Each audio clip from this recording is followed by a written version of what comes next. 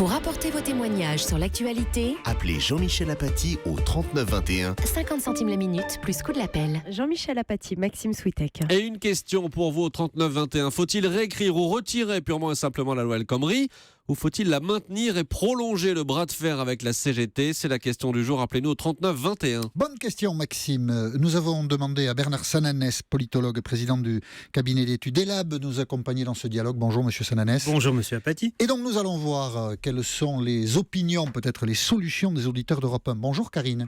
Oui, bonjour. Vous êtes à Nantes. Oui. Alors, comment on sort de la crise, d'après vous? Alors, comment on sort de la crise? Alors, mon Dieu, si j'avais une idée précise, je vous en ferai part. En tous les cas, j'ai un avis. Oui, J'ai aujourd'hui un ressenti qui est plutôt la colère. Oui. Je suis juste scandalisée de voir comment les syndicats peuvent avoir autant de pouvoir. On est dans un pays démocratique et là, j'ai l'impression qu'on va vers une révolution. Je ne dis pas, pour moi, il ne faut pas céder. Cette loi, elle peut certainement être améliorée, mais il ne faut pas céder à 100% parce que ça va donner encore plus de pouvoir aux syndicats et ça recommencera. Et moi, quand je vois comment ça se passe, notamment en Allemagne, où les syndicats sont capables de se mettre autour de la table avec la direction, d'échanger, moi j'ai l'impression que dans notre pays, les syndicats sont là pour revendiquer, être en opposition avec la direction, donc les patrons, qu'on met évidemment tous dans le même sac, et grave erreur à mon avis. Et je n'ai jamais aimé les syndicats pour ces raisons-là, mais je pense que jamais je ne pourrais me syndiquer parce que je n'adhère mais absolument pas au mode de fonctionnement. Et paradoxalement, je me dis qu'il en faut, parce qu'il faut défendre les droits des salariés. Mais là, on va où? Moi, quand je vois tout ce qui s'est passé sur Nantes en termes de violence, tous ces individus qui viennent casser du flic, tout ce qu'il y a eu avec les agriculteurs, mais on est dans une société de violence, et on ne peut pas continuer comme ça, c'est pas possible.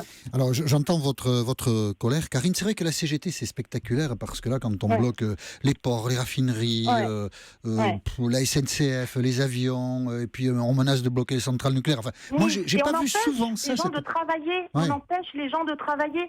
Quand j'entends une petite dame ce matin qui témoigne, ou hier je ne sais plus sur votre antenne, qui témoigne en disant qu'elle n'a pas pu avoir ses soins parce que son aide-soignante n'a pas pu passer chez elle. Qu'est-ce qu'on fait des gens qui sont en difficulté, des gens qui ont besoin de soins? Qu'est-ce qu'on fait des familles avec des enfants si on coupe l'électricité? D'accord. On va où? Restez avec nous, Karine. Bernard Sananès, ne pas céder. Est-ce que c'est réaliste quand on est au gouvernement ou dans la majorité? On voit bien qu'il y a des parlementaires aujourd'hui qui commencent à chercher à bouger un peu. Ne pas céder, c'est-à-dire ne pas bouger pendant je ne sais pas combien de temps, c'est pas très réaliste non plus. Non, parce que le temps joue comme toujours, comme souvent, contre le gouvernement. Contre le gouvernement. Il joue contre le gouvernement parce que, au bout d'un moment dans l'opinion, et j'entendais évidemment votre auditrice, mais au bout d'un moment, 2-3 jours, l'opinion bascule. La responsabilité de la pagaille, passez-moi l'expression, elle est toujours imputée au gouvernement, que l'on soutienne ou pas le mouvement. En plus, là, je vais rappeler 2-3 chiffres pour être factuel. Qu'est-ce que l'on sait dans l'opinion par rapport à la loi travail? Il y a une majorité nette, réaffirmée depuis plusieurs semaines, contre le projet de loi. À peu près 7 Français sur 10 qui disent qu'ils y sont défavorables. Deuxièmement, il y a une majorité relative, à peu près 1 Français sur 2, qui dit qu'il soutient, c'était la semaine dernière, on verra dans la semaine, qui soutient la mobilisation des syndicats, des étudiants. Et en même temps, et ça fait écho à ce que disait madame, il y a un rejet de la violence. Par exemple, les images la semaine dernière de la voiture et tout. Voilà. Mais en même temps, on sent bien que comme ce mouvement est soutenu par l'opinion, le gouvernement est extrêmement affaibli. Par ailleurs, si on reprend un peu l'histoire politique et sociale de notre pays, c'est la première fois depuis 25-30 ans que c'est un gouvernement de gauche qui doit faire face à une telle contestation. 95, Alain Juppé, vous en parlerez sans doute tout à l'heure, 2004 le CPE Villepin, 2010 Sarkozy-Fillon, c'est la première fois pour la gauche. Et donc c'est très compliqué parce que c'est quelque part... il s'affaiblit aussi le gouvernement. Il s'affaiblit aussi le gouvernement. De toute façon, j'allais vous dire, le gouvernement il a déjà perdu 2 batailles et demie. Il a perdu la bataille d'opinion, il a perdu la bataille politique et la bataille de l'autorité, il n'est pas pour l'instant en train de la gagner. Maintenant, entre le recul et le retrait, il y a une panoplie de sorties difficiles parce que le blocage ne peut pas être la solution. Le gouvernement ne peut jamais jouer sur le pourrissement. Bon, donc Karine, la CGT risque quand même de gagner un peu. Des deux côtés? Non, je dis que la CGT risque quand même de gagner un peu au total, quoi. Mon Dieu. Ah oui, je suis désolé. Enfin, pour vous. Sincèrement, j'espère pas. Mais on sent qu'il commence à ouvrir. J'ai écouté les informations tout à l'heure. Le sujet commence à s'ouvrir. Mais mettons-nous autour d'une table. Oui, échangeons, discutons. C'est pas possible ça aujourd'hui, au XXIe siècle. Si, c'est sans doute ce qui va se passer en fait. C'est-à-dire sans doute, mais voilà. Bon, écoutez. Après, attention. Moi, les syndicats, encore une fois, ils sont importants. Mais moi, personnellement, dès qu'on touche, dès qu'on devient violent, dès qu'on empêche des gens de travailler, j'ai d'autres exemples à l'époque des taxis, où j'ai pris un taxi et en fait, il se cachait. Moi, je devais me cacher parce que sinon, les autres taxistes, que lui ne faisait pas grève, et les autres le menaçaient d'enlever sa borne, alors que lui voulait juste travailler. Et aujourd'hui, on est un petit peu dans la même situation. On ne peut pas travailler parce qu'il y a une minorité, malgré tout, qui bloque les choses. Et ça, c'est pas normal. Merci beaucoup, Karine. Je vous en prie. D'avoir apporté votre contribution à ce débat sur l'antenne d'Europe 1. Merci beaucoup, Jean-Michel. Merci. Et je vous souhaite une très bonne journée. Maxime. Merci Et je vais vous donner trois messages d'un Allez-y. coup, parce que les opinions sont très partagées sur les réseaux sociaux. D'un côté, vous avez beaucoup d'auditeurs qui pensent un peu comme Karine, et c'est le cas de Benoît qui nous dit, comme d'habitude, le gouvernement va reculer face à une minorité qui veut bloquer ce pays non réformable. De l'autre côté, vous avez René qui nous dit comme quoi les luttes sociales, les pétitions sont utiles, c'est un avertissement pour les libéraux qui prônent la régression sociale. Et entre les deux, vous avez beaucoup de messages d'auditeurs qui réclament un référendum. Carabouille, par exemple, qui nous dit « L'opinion de chacun n'a aucun intérêt, il faut l'opinion de tous via un référendum. » Est-ce qu'on peut imaginer ça, Bernard Sananès, un référendum sur la loi El Khomri? Non, ça semble compliqué aujourd'hui. Compliqué, c'est... En tout cas sur un plan politique. Politique, d'accord. Sur un plan politique, parce que, encore une fois, tout peut bouger, mais ce texte, depuis le début, il est apparu, aux yeux de l'opinion, peut-être à tort, mais il est apparu comme déséquilibré. Il serait C'est un perdu par le texte, gouvernement, il un serait référendum. aujourd'hui, encore une fois, peut-être que le gouvernement ferait une d'accord. formidable campagne, mais il est apparu comme déséquilibré au détriment du salarié. Et deuxièmement, le bénéfice collectif. L'idée que ce texte allait permettre de créer des emplois, eh bien ce bénéfice collectif n'a pas été bien vendu, en tout cas il n'est pas ressenti par l'opinion. Parce qu'on peut accepter parfois un sacrifice en se disant mais ça sert le progrès, l'intérêt général. Là, il n'y a pas cette perception. Vous me faites penser en disant ça, Bernard Sananès, à l'interview de Laurent Berger qui a été cité tout à l'heure par la sénatrice socialiste qui était avec nous. Laurent Berger dans le Parisien dit il y a des avancées importantes dans ce texte, il y a des droits nouveaux pour les travailleurs et ce texte il ne faut surtout pas l'abandonner. Bien sûr. Il le disait lui d'un point de vue syndical. Bien sûr, il y a dans ce texte, il y a eu depuis le début un défaut de communication, une question de portage politique aussi qui n'a sans doute pas été réussi, mais on le sait, c'est très compliqué d'inverser la vapeur quand on a perdu les premières manches d'une bataille comme ça, parce que l'opinion se forge une représentation de ce texte. Peu de gens peut-être ont lu, et c'est très compliqué. Après, voilà, il y a le sentiment que ce texte aujourd'hui, il a été fait au détriment des salariés. Beaucoup de gens disent que ce n'est pas exact. Laurent Berger lui-même dit qu'il y a des avancées, mais dans l'opinion, il y a encore une fois, pour 7 Français sur 10, un refus de ce texte. Bonjour Jean-Charles. Oui, bonjour M. Apathy, bonjour M. Switek. Vous êtes à Bourg-de-Péage dans la Drôme. Tout à fait, oui. Alors, moi j'appelle... Oui. J'ai une opinion qui, va certainement pas plaire à l'ensemble de vos auditeurs, mais il faut se poser la question, est-ce que ce blocage est une cause ou une conséquence? C'est-à-dire qu'on a un texte de loi qui n'est pas présenté à l'Assemblée, car il ne sera pas voté. Donc, j'entendais M. Valls hier à la télévision qui parlait de voie démocratique. Donc, la voie démocratique, c'est par le vote. Il a été présenté à l'Assemblée, mais après, il y a eu un 49.3, c'est ce que vous voulez dire. Exactement. Donc, D'accord. pourquoi est-ce qu'il y a un 49.3 ? Pourquoi est-ce qu'on ne soumet pas tout simplement à un vote ? Après, le bon ou le mauvais de cette loi, c'est pas vraiment pour moi la question. La question, c'est est-ce que ça va être choisi par les représentants du peuple, qui est l'Assemblée, ou est-ce que ça va être imposé par un gouvernement qui est composé d'une minorité de personnes qui ont été nommées par un président de la République ? C'est-à-dire que est-ce que ce passage en force, disant que c'est bon pour nous, on voit bien aujourd'hui que les Français sont contre. L'exécutif que représente M. Hollande est là pour exécuter ce que décide le législatif. Là, il ne laisse pas au législatif le pouvoir de décider. C'est-à-dire qu'on va imposer une loi. Si, le législatif, vous savez, je n'ai pas tellement envie de vous laisser dire ça. Le 49.3, le gouvernement impose son texte de loi, mais rien n'empêche les députés de renverser le gouvernement. Vous savez, c'est les frondeurs aussi qui ne vont pas au bout de leur démarche et qui du coup faussent un peu le débat. Hein. Si les frondeurs pensent que le gouvernement présente un projet de droite et que c'est un scandale et que c'est une trahison, eh bien qu'ils le renversent le gouvernement. Mais ils faussent un peu le débat. Hein. C'est assez démocratique le 49.3, contrairement à ce qu'on dit et on entend.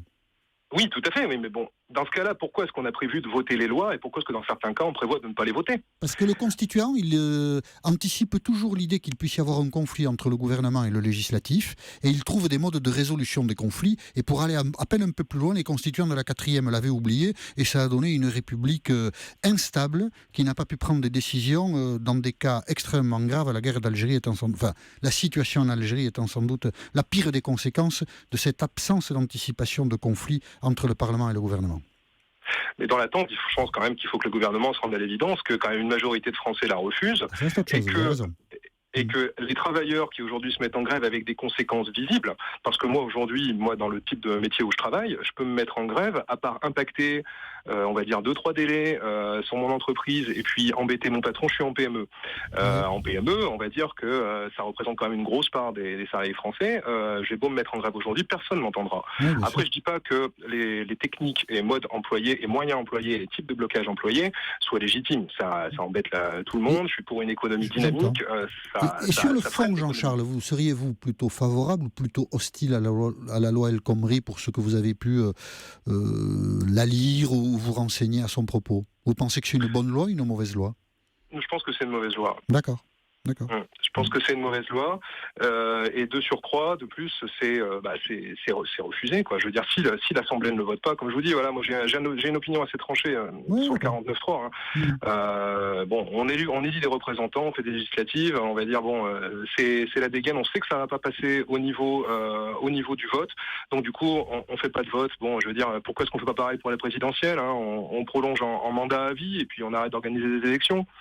C'est pour le bien des Français. Je veux dire, sous l'excuse du bien des Français, on peut très bien, on va dire, à ce moment-là, nommer un président à vie, pour notre bien. Restez avec nous, Jean-Charles. Le 49.3, ça coûte cher à l'usage. Hein. Ça coûte cher parce que c'est la traduction de ce qui sous-tend aussi la mobilisation, c'est l'affaiblissement de l'exécutif. On a, il faut le rappeler, jamais eu un exécutif aussi impopulaire, et le fait que cet exécutif soit impopulaire, qu'il n'ait pas surtout de résultats économiques à mettre à son crédit. Imaginons un autre scénario. La politique économique du gouvernement avait porté plus de résultats que les premiers indicateurs que l'on a là. Le gouvernement pourrait dire, écoutez, faites-nous confiance, regardez, ce que l'on a fait commence à porter des résultats, on veut l'amplifier.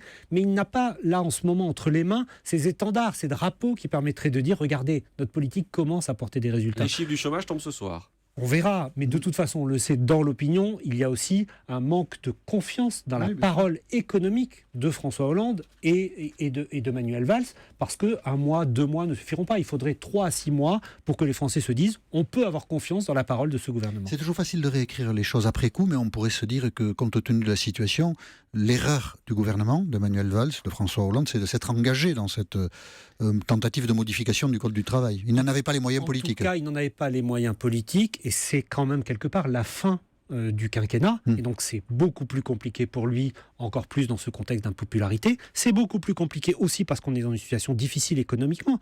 En 2010, il y a eu le CPE. Le CPE, il y a eu une forte... 2006. En 2004, pardon. En 2004, il y a eu le CPE. 2006, le CPE. Il y a eu une forte opposition des jeunes, notamment, mais l'opinion était beaucoup plus partagée. Ça a terminé par le recul parce qu'il y a eu les incidents que l'on sait. Mais on était dans un moment économique qui était différent. C'est toujours beaucoup plus difficile de réformer quand le contexte économique n'est pas porteur. Bon, dernier mot, Jean-Charles ?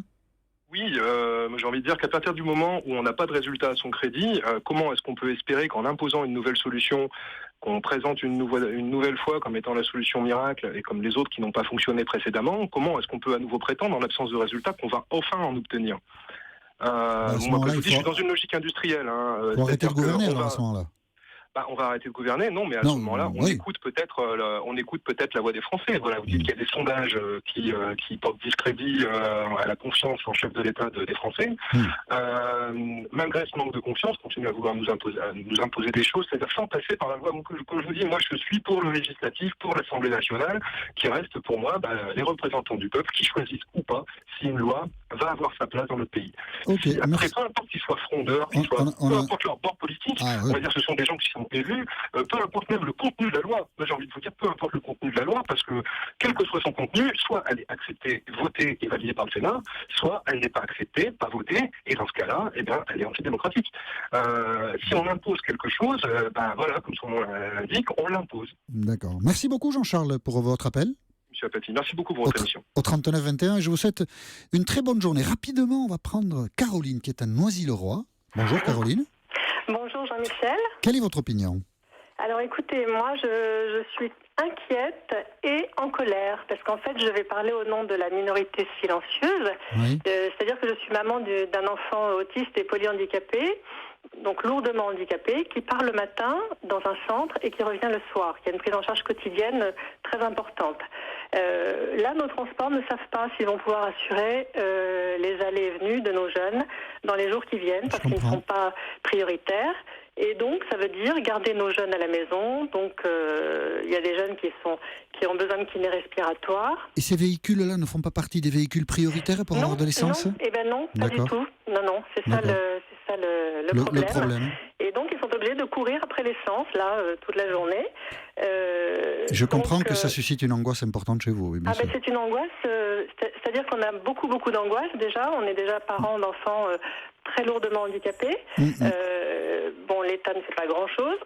Et là, en plus, on nous en rajoute. C'est-à-dire qu'on nous rajoute un stress supplémentaire. En plus, nos jeunes sont quand même... je veux dire, il y a des prises en charge qui sont quasi vitales. Hein. Il y en a qui sont nourris par sonde, il y en a qui ont besoin, donc, comme je disais, de kiné-respi. Qu'est-ce qu'on fait dans ces cas-là ? Moi, je voudrais je pose la question aux syndicats et à l'État. Qu'est-ce qu'on fait pour nous, pour nos jeunes ? C'est une bonne question, je n'ai pas la réponse, mais voilà. Je suis heureux que vous ayez pu la formuler sur l'antenne d'Europe 1. Hélas, là, sans qu'on puisse apporter beaucoup de réponses à votre problème, mais effectivement, dans une situation aussi complexe, certains cas individuels sont très difficiles à vivre. Merci beaucoup, Caroline, pour votre témoignage. Merci, Bernard Sananès, pour nous avoir accompagnés dans ce dialogue. Nous marquons une petite pause et nous accueillons un auditeur un peu particulier, j'en conviens. Alain Juppé, tout de suite sur Europe 1. Tous les jours, midi 14h. Europe Midi. Il est 13h30 sur Europe 1, la suite d'Europe Midi avec Jean-Michel Apathy et Maxime Switek. C'est la question que nous vous avons posée au 39-21. Faut-il réécrire ou retirer purement et simplement la loi El Khomri, ou faut-il la maintenir et prolonger le bras de fer avec la CGT ? Question posée à présent à l'un des candidats à la primaire des Républicains, Alain Juppé. Bonjour Alain Juppé. Bonjour, Jean-Michel Apathy. Merci d'avoir accepté l'invitation d'Europe 1. On avait prévu de vous placer un peu plus tôt sur la tranche, mais comme vous n'avez pas le temps, on vous accueille à 13h30. Je suis à Colmar, vous voyez, c'est pour ça que je vous parle d'un peu loin. Vous êtes en campagne, c'est ça ? Oui, en campagne. Ouais. Je vais déjeuner avec des viticulteurs alsaciens, vous voyez. Les Bordelais ont l'esprit large. Je vois. Est-ce qu'il faut réécrire la loi El Khomri, puisque des parlementaires socialistes le disent, et notamment Bruno Le Roux. On va réécrire l'article 2. Est-ce que ça vous paraît, Alain Juppé, une bonne solution pour sortir de la crise ? Le gouvernement s'est mis dans une impasse, et si aujourd'hui il recule, le sentiment d'impuissance qu'il donne s'aggravera encore, et il ne pourra plus agir. Je voudrais d'abord, dans les circonstances qui sont les nôtres, permettez-moi de le faire, manifester mon soutien aux forces de l'ordre, parce qu'elles sont soumises à rude épreuve depuis des semaines. Je comprends leur fatigue et leur exaspération devant les attaques dont elles sont l'objet, les attaques physiques, on a vu cette scène incroyable, et puis les attaques politiques aussi. D'un autre côté, le droit de grève, oui, mais le droit de casse, non. Hein. Le droit de grève, oui, mais un combat politique mené par une organisation syndicale qui est fragilisée, qui fait de la surenchère, je crois que c'est très dangereux. Voilà. La responsabilité principale porte évidemment sur le gouvernement qui s'est engagé dans cette réforme en dépit du bon sens. Mais s'il faut trouver une sortie de crise, est-ce qu'il vaut mieux abandonner la loi ou tenter d'en réécrire quelques articles pour essayer de trouver un compromis ? Écoutez, le débat parlementaire va se poursuivre, au Sénat d'abord, et puis ensuite à l'Assemblée nationale. C'est là que le gouvernement aura apprécié ce qu'il peut changer ou ne pas changer. Enfin, moi je comprends le sentiment de trahison à la fois de l'électorat et également des parlementaires, parce que le fond du problème, c'est que M. Hollande essaye de faire quelque chose aujourd'hui qui est en contradiction avec le discours qu'il tenait quand il était candidat à la présidence de la République. C'est ça qui ne peut pas marcher. C'est ça qui explique la défiance aujourd'hui vis-à-vis du pouvoir. Et alors, ce serait le premier ? C'est parce que vous avez fait, vous, à Matignon, en 95 ? Ce n'est pas le problème. Écoutez, c'est bien gentil de me ramener 20 ans en arrière. J'aimerais bien qu'on parle d'aujourd'hui. En 95, c'était tout à fait différent. En 95, il y a eu, pour sortir de la crise, une reprise du dialogue social. J'ai réuni l'ensemble des formations syndicales. On s'est parlé pendant des heures et des heures. J'ai abandonné une réforme qui était celle des régimes spéciaux de retraite et j'ai intégralement maintenu l'autre qui était celle de l'assurance maladie. Je ne vais pas vous ramener 20 ans en arrière, mais Nicolas Sarkozy, en 2010, il propose une réforme des retraites qu'il n'avait pas abandonnée pendant sa campagne. Heureusement, d'une certaine manière, qu'un président n'est pas tout à fait prisonnier de ce qu'il a dit pendant sa campagne. Je ne suis pas de cet avis, monsieur Apathy. Il faudra peut-être que la prochaine fois, on agisse différemment. Parce que c'est vrai que ce n'est pas la première fois qu'il y a une espèce de distorsion entre les propos de campagne et puis ce qu'on fait après. Eh bien, mon intention, c'est de dire la vérité avant l'élection présidentielle. Et j'ai déjà commencé à le faire en proposant des réformes qui ne sont pas toutes sympathiques aux Français et sur lesquelles il y aura un très gros effort de pédagogie à faire. Il y a un grand scepticisme aujourd'hui dans beaucoup de milieux de notre pays sur l'idée, est-ce que vous arriverez à faire les réformes? Eh bien, la première condition pour réussir, ça sera de les avoir annoncées à l'avance et de ne pas se retrouver dans la situation où se trouve aujourd'hui le président de la République. Puisque vous en parlez, Alain Juppé, je me dis que vous, précisément, mais aussi ceux qui sont comme vous candidats à la primaire des Républicains, devez regarder très attentivement ce qui se passe, parce que vous voyez bien qu'il y a une forme de refus du libéralisme, d'une adaptation, par exemple là, du Code du travail aux nécessités de la compétition. Vous-même, vous présentez un programme assez libéral. Vous ne vous inquiétez pas de l'état d'une opinion publique qui n'est peut-être pas prête à accepter ce que vous lui proposez? D'abord, je ne vais pas me laisser enfermer dans les idéologies et les dénominations qui ne disent rien finalement, libéral, pas libéral. Le problème, c'est l'efficacité. Qu'est-ce qu'on va faire pour revenir au plein emploi? C'est là-dessus que je veux être jugé. Et si les Français ne sont pas prêts à accepter les réformes que je leur proposerai, ils décideront. Mais ils décideront au moment de l'élection présidentielle. Et j'ai confiance, parce qu'aujourd'hui, je crois qu'ils sont prêts aux réformes. D'ailleurs, quand on parle des Français en général aujourd'hui, c'est pas les Français qui sont dans la rue. Le conflit actuel ne vous fait pas changer d'avis de ce point de vue? Le conflit actuel me donne à penser qu'il va falloir s'expliquer, qu'il faut que les 100 jours avant l'élection présidentielle soient l'occasion d'un vrai débat de fond pour que ensuite les Français puissent juger en connaissance de cause. Je vais prendre un exemple. Il y a un défi que nous avons à relever. Comment convaincre les jeunes Français en particulier que ce n'est pas en rendant le Code du travail de plus en plus rigide qu'on va faciliter l'embauche. Au contraire, plus vous rendez les licenciements quand l'entreprise est obligée de licencier difficile, et moins l'entreprise embauche. C'est ça qu'il faut arriver à faire comprendre. Et je ne désespère pas, parce que je sais que les Français ont du bon sens dans la grande majorité. Un référendum sur la loi El Khomri? Bon, écoutez, c'est une décision qui appartient au président de la République, mais le dossier est emmanché de telle sorte, comme ce pouvoir est totalement discrédité, qu'il donne l'apparence de l'impuissance et la réalité de l'impuissance, il est aussi donc déni de réalité. J'entends dire depuis des heures et des heures maintenant qu'il n'y a pas de pénurie en France. Demandez à tous ceux qui font la queue devant les stations-service, il n'y a pas de pénurie. Donc il faut qu'ils prennent des décisions. Il y a trop d'attentisme. Ça fait des semaines et des semaines que toutes les nuits, place de la République, les violences se succèdent parce qu'on n'a pas pris les décisions nécessaires pour faire évacuer ce qui doit l'être. Voilà, c'est ça le problème, c'est pas le référendum. Un pouvoir ou affaibli comme il est ne va pas se prendre le risque d'organiser un référendum, du moins c'est ce que je pense. Bon déjeuner à Colmar, Alain Juppé? Eh bien, écoutez, vous verrez, le vin alsacien est excellent, il ne faut pas en abuser. Hein. Pourquoi? Vous le connaissez bien? Là, oui, le vin alsacien, j'en ai bu. Vous aussi, vous en avez bu avant. Heureusement. Non, c'est un très bon produit, c'est une très belle région. Je suis heureux de rencontrer non seulement les visiteurs, je vais dans le magnifique musée à Colmar cet après-midi où je parlerai de culture. Le Rétable d'Isenheim, comme vous connaissez, c'est un des grands trésors artistiques de notre pays. Vous voyez que c'est une très belle ville et une très belle région. Merci Alain Juppé d'avoir accepté l'invitation d'Europe 1. Bonne journée. Voilà, notre dialogue au 39-21 est terminé. Nous le reprenons demain, oui, parce qu'on n'est pas vendredi encore, on est mercredi. Nous le reprenons demain. J'avais un petit coup de fatigue. À 13h10 sur l'antenne d'Europe 1.